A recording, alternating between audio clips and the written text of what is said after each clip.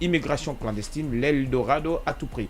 Ils sont très nombreux, ces jeunes qui se lèvent un beau matin, surtout que ces derniers temps, il y a cette vague d'immigrants sur Nicaragua pour rentrer aux États-Unis. C'est le sujet du jour aujourd'hui. Ils sont très nombreux. Tous les jours, on voit un convoi et très récemment même, on a vu, voilà, selon un site de la place, qu'il y a un convoi qui a été arrêté dans un pays voisin et ils ont été retournés en Guinée. Ils sont là depuis avant-hier. Ils sont très nombreux à dire qu'il y a certains qui ont revendu leurs parcelles, qui ont revendu tout ce qu'ils avaient pour se rendre du côté de Nicaragua. Et on m'apprend même que c'est jusqu'à 10 à 15 000 dollars pour se rendre là-bas. En tout cas, toutes les interrogations ce matin autour de ce sujet, ils sont très nombreux. Nous avons notre spécialiste des questions d'immigration ce matin. Voilà, normalement, voilà, c'est sa ligne directive, c'est sa chose de prédilection. Odilon, on parle de l'immigration clandestine ce matin. Ils sont très nombreux aujourd'hui à prendre la mer, à vouloir illégalement sortir de la Guinée, comme quoi le paradis ne les suffit plus. Bon, je ne sais pas comment tu as su que je suis spécialiste. J'ai les infos, j'ai des bonnes infos. Bon, merci quand même. C'est vrai que je suis certifié d'un institut international des droits de l'homme, en migration et droits internationaux des droits de l'homme. Alors, en parlant de la question migratoire, il faut d'abord dire que c'est un droit naturel. La liberté de se déplacer, de se mouvoir est un droit naturel.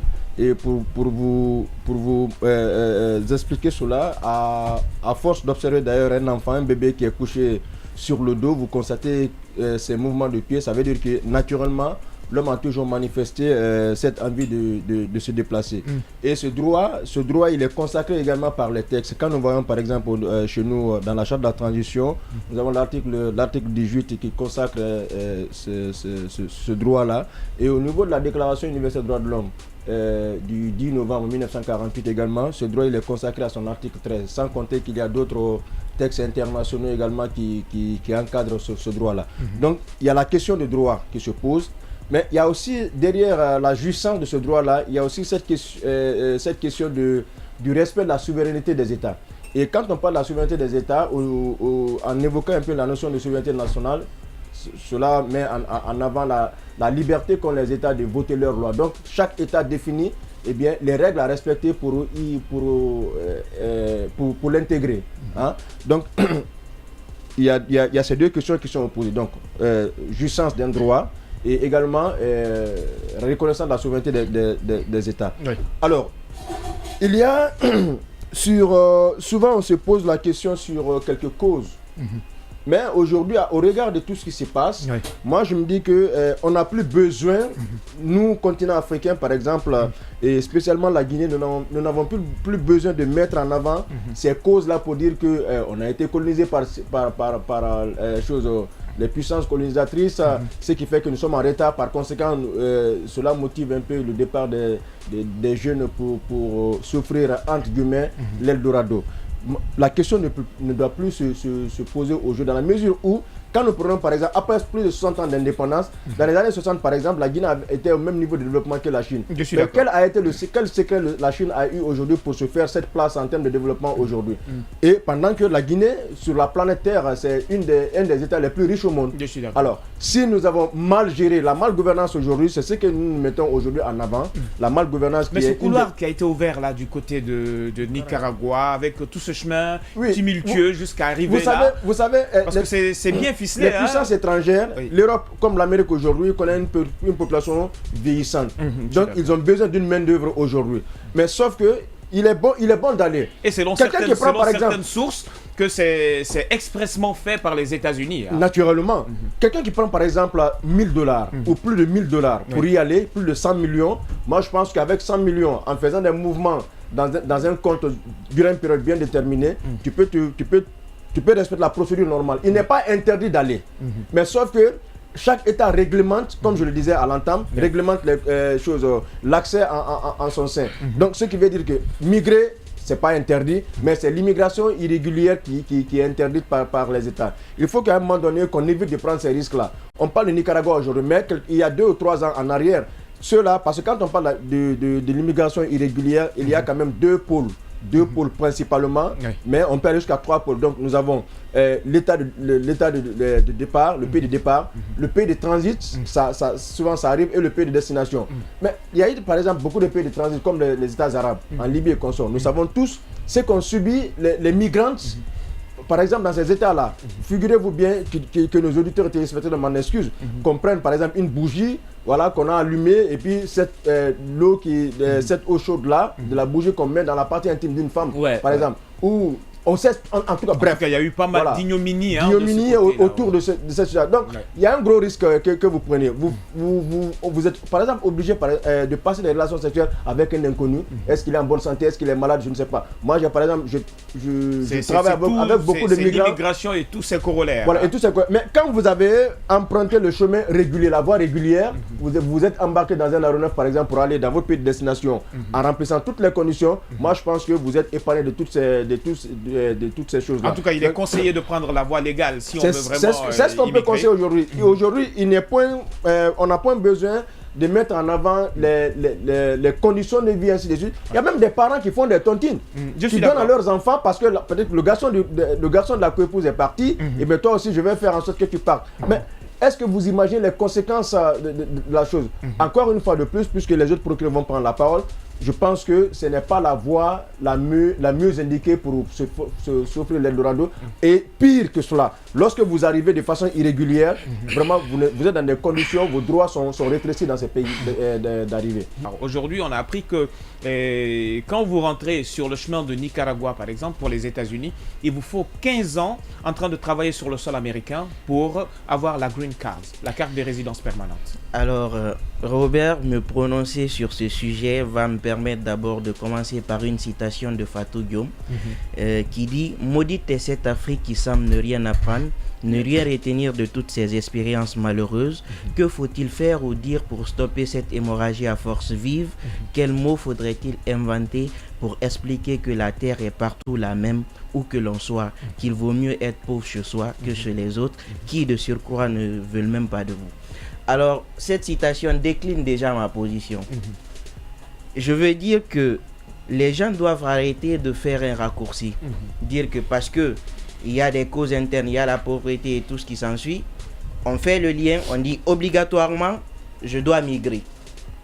Il faut retenir que ces pays d'accueil-là ne sont pas aujourd'hui des paradis fiscaux, parce que même là-bas, vous payez des impôts.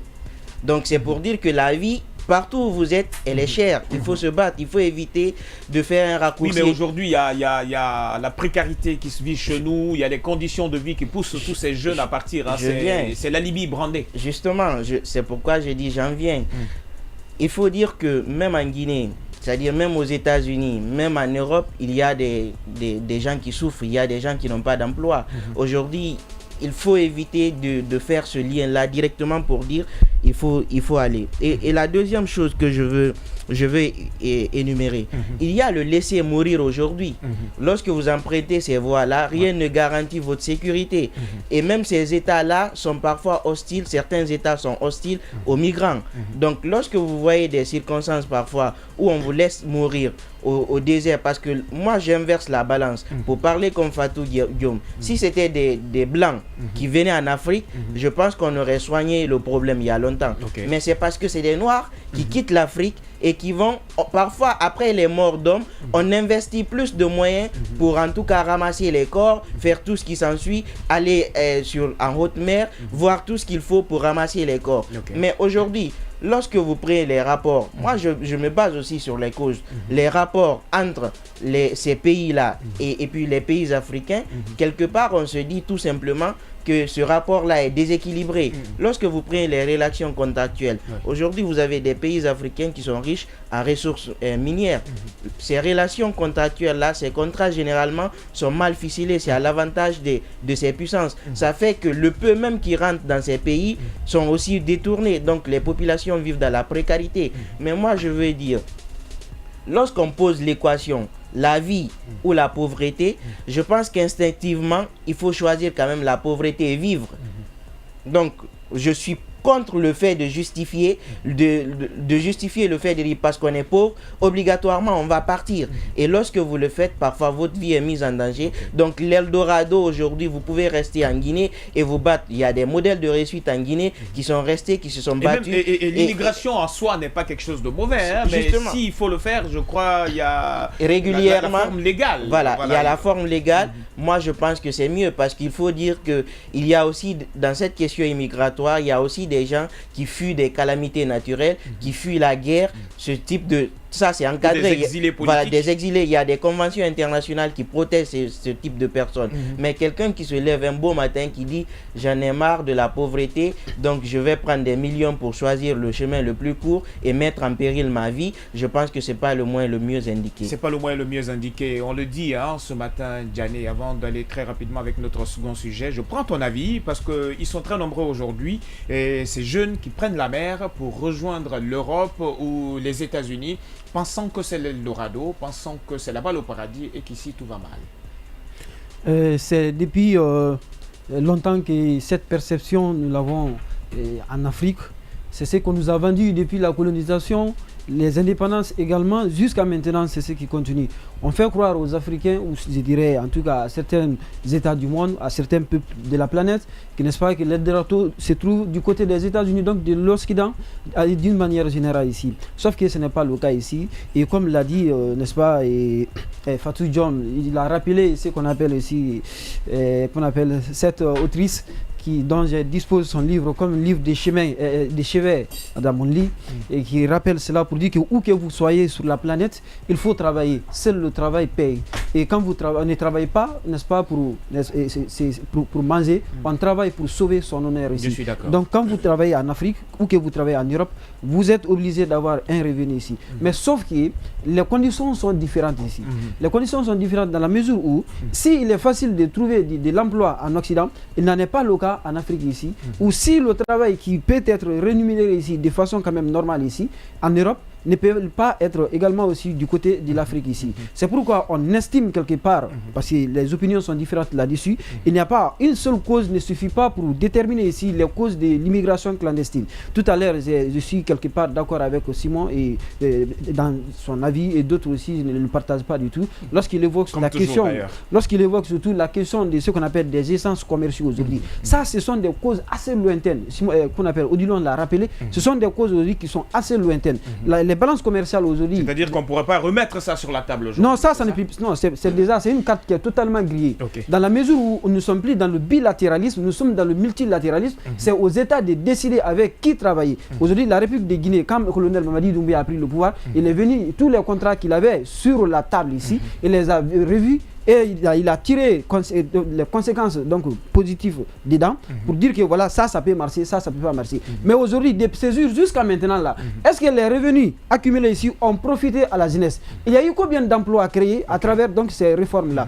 Il y a eu combien, n'est-ce pas, d'entreprises créées? Donc, est-ce qu'il est parvenu à maîtriser ce qu'on appelle la crise migratoire auquel, parce que les Guinéens sont quand même, il y a trois nationaux, les Guinéens, les Nigérians, les Sénégalais, qui sont quand même les plus nombreux à emprunter cette voie aujourd'hui du Nicaragua ici. Et même les Guinéens. Donc il faut comprendre aussi, aujourd'hui la cause de la pauvreté, en tout cas en ce qui concerne la voie du Nicaragua, ce ne sont pas les jeunes pauvres qui l'empruntent, ce sont généralement les jeunes riches, parce qu'il te faut au moins $7 000 pour pouvoir, n'est-ce pas, emprunter cette voie ici. Donc si on a $7 000 dans un pays comme la Guinée ici, il va sans dire quelque part qu'on peut espérer, même si quelque part je sais que les conditions quand même sont difficiles ici, pour permettre, n'est-ce pas, de travailler, en tout cas avec 70 millions de francs guinéens ici, créer son entreprise avec les conditions dans lesquelles on étouffe les petites et moyennes entreprises en République de Guinée ici. Je suis d'accord. Tu n'as pas de droit de réponse. Je crois que là, tu veux vraiment rebondir sur ce qu'il dit. Une précision. Une minute. Non, une minute, c'est énorme. Tu as 15 secondes. 15 secondes. Donc, la précision à ce niveau, lorsqu'il a parlé des causes lointaines, moi, je n'ai pas parlé de ces causes lointaines. J'ai dit que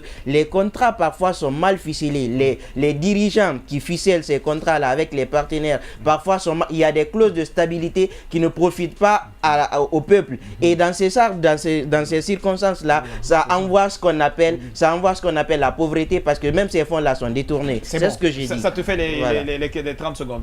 tu veux répondre bien sûr, bien sûr. Bon, toi aussi, tu as 30 secondes. Avant qu'on aille oui, avec le second sujet, oui, justement, on va surfer sur le tour d'horizon de Dianka. Justement, c'est dans ça. Avant, il faut comprendre aussi, les clauses léoniennes dont tu fais cas ici, dans les contrats ici, ici, c'était possible de le faire avec le bilatéralisme. Aujourd'hui, les entreprises qui viennent en Afrique pour procéder à l'exploitation, à ficeler ces contrats ici, ne sont plus aujourd'hui les mêmes entreprises avant. C'est la France qui pouvait décider pour dire que voilà, c'est 10% et c'est là, c'est maintenu. C'est comme le cas des Areva au Niger, comme le cas, n'est-ce pas, de la CPZ dans un passé en République de Guinée ici. Mais sauf qu'aujourd'hui, ce n'est plus possible dans la contractualisation avec les États. Ce n'est plus possible dans le multilatéralisme. Ce n'est plus possible. Tu n'as pas le droit de répondre.